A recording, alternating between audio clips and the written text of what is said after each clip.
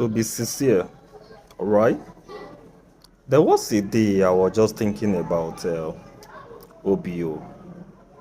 I know many of us we love OBO so much that this is not the what you want to hear, because that is why I am not getting much followers and much like. But for those who understand my neutrality, my sincerity, they follow me. Even if it's just one or two, you get me. What matters is just for me to send the message. Don't look at who is sending the message. Just hear the message that is being sent. I was just going through, having some reason, some thoughts, and all of that.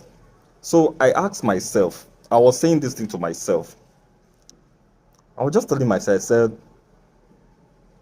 OBO was so easy during his uncle's Adeleke's campaign in 2000 and 2020, thereabout. Yes, 2020, I'll be 2021, I can't recall, or 2022. So he was so free to the youth, and he campaigned. He told the youth that they should not allow the mandate should be taken again by APC. So where am I coming this thing? And I will tell you for free. So then OBO was so free, and he was acquainted to the youth. He was almost all around the youth, shaking them, play with them. Then he campaigned for his uncle, right? Then after that campaign, his uncle won. OBO exit. You get me? He just took a transit from Osun State. I wouldn't know. I know definitely he might be coming to Osun State maybe for any reason, but saying that campaign that he was always around the youth and all of that, campaigning, telling the youth to vote. And Adeleke should not forget that he got that vote based on OBO's influence. So now my question now is that ever since the uncle won that seat now, when last did OBO go to Osun State and ask his uncle, let's go to the National Stadium again, where we used to campaign, and how I used to tell the youth to please vote you because you have a lot to offer the youth. So ever since then now, OBO has vanished. The youth does not get access to him again.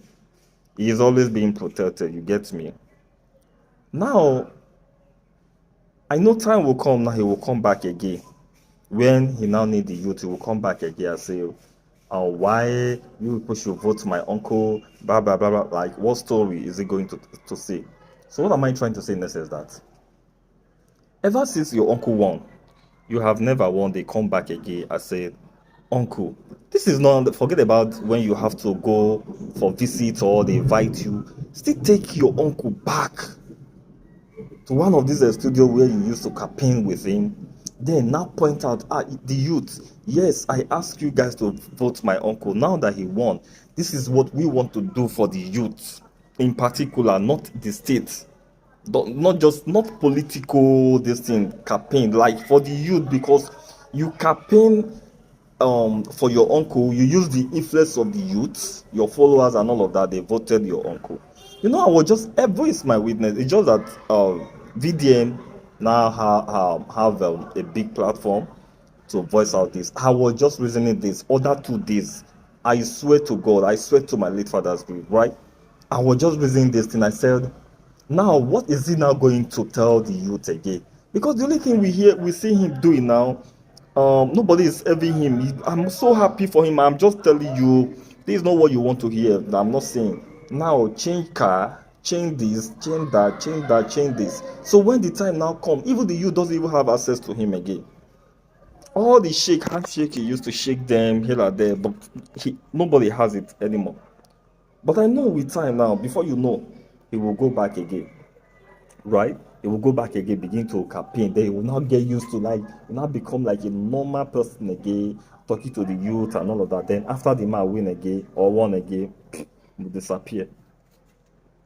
So this thing is just taking me to, this thing is too long. I will continue.